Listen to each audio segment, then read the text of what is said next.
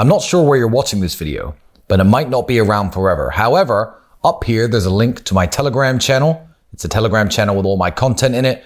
Please check it out and subscribe, because from there, I'm not going anywhere. Tristan, I think it's no secret that you're a bit of a ladies' man, right? I've been known to. I think me and the rest of the boys in here, the crew, want to know the secret to how you actually get a good woman. I feel like if anyone has the answer, it's you, Tristan Tate. What do you define as a good woman? If you were to ask me, Tristan, how do you make a good coffee? I'd say 3 scoops black. But you might not. You might like cappuccinos. He might like pumpkin spice lattes or something gay. No offense, bro. No way. My point is, what exactly defines a good woman? What do you want from her? What do you want to do with her? You want a woman who's fun? You want a woman who you're going to start a family with? You want a woman who's not going to gold dig or hustle you? I don't know what you want. So I can only give my version of the answer. What do you look for in a woman then? What is a good woman to you? Well, for lots of years of my life, over the years of my life, the definition has certainly changed. When I was 23, a good woman was any woman who was 10 out of 10. Like, regardless of personality, personality, overlooked all of it. Didn't really care, because at that point I was building my business. I was trying to kickbox. I wasn't interested in, having kids or a future or this kind of thing. But I think it was more of a playbout. Yeah, exactly. I was, and I've spent my whole life, I guess, meeting all sorts of various women, and that I think gives me the edge to be able to tell who's a good woman and who's not. But what I would say, the number one factor you want in a woman is honesty.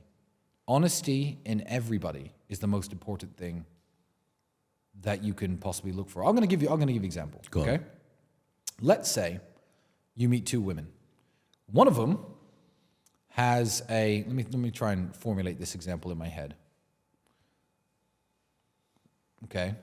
One of them has a body count of 9. Okay. She's 25. That's not super high, but it's not low either. Okay, I've got a body count of 9, I'm 25, and this woman approaches you and she talks to you, right?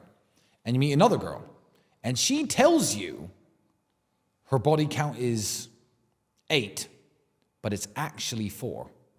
You're better off with the woman who actually has the body count of 9. Because if the other woman will lie about that, what else is she lying about? And also, how do you know it's really 4? Once someone has displayed to you that they don't want to be honest, or that they're willing to package themselves as something that they're not in order to get in your good books, that is the ultimate red flag. Ultimate red flag above anything else. If a girl says, hey, my body count's 4, I used to be a stripper when I was in university, I was trying to make money, blah, blah, blah, and you take her at face value, then that's at least someone that you could associate with and you could talk to. Whereas if a girl's body count was really 1, and she used to be a stripper too, but never tells you, and you find out some other way. Later on down the line. That's a worse woman. Honesty is what you need from women. And I think that the key to finding a good woman is having a good bullshit detector. And my bullshit detector is like none other. I cannot be lied to. So sometimes I'll have a new girlfriend, for example, and I'll be dating a new woman. And then people will say like, oh, she's only with you for the money. I'm like, brother, I'd know if she was. I'd know if she was with me for the money. I'd know if she was with me because I'm rich, because I meet women like that all the time who are trying to get with me because I'm rich. And I know she's different. So yeah, you just want to up your bullshit detector. There are lots of ways you can catch people lying nowadays, but look at any sign of dishonesty or any sign of trying to come across as something that you're not as the ultimate red flag. Because if you discover one bad thing about her, she said her body count was 4, but and she who her exes were, for example. But then there's a 5th one. He said he used to date her, and she's like, okay, I lied. It's 5. It's not 5. It's 50. You just haven't found them all. Honesty Still got more to unlock. Honesty above everything else. But at the same time, would you say, how do I word this right? A man's biggest downfall can also be a woman, in a sense that, say a man's trying to build his empire, and now a woman comes along and locks him down, and now he's not even bothered about building that empire. 100%. Would you say a woman could also play a big part in a man's success? 100%. But just like with, just like a kid or a woman or a certain amount of success, if that has the ability to put out your fire, then you're not built for it. You're not built for it. Because I've met women all across my journey and my ascension to where I am today who would have loved me to just stop working so much and hang out with them all the time and watch Netflix and maybe marry them. What's sad is, and I get called misogynistic all the time, so I'll say something quite misogynistic. I don't give a shit.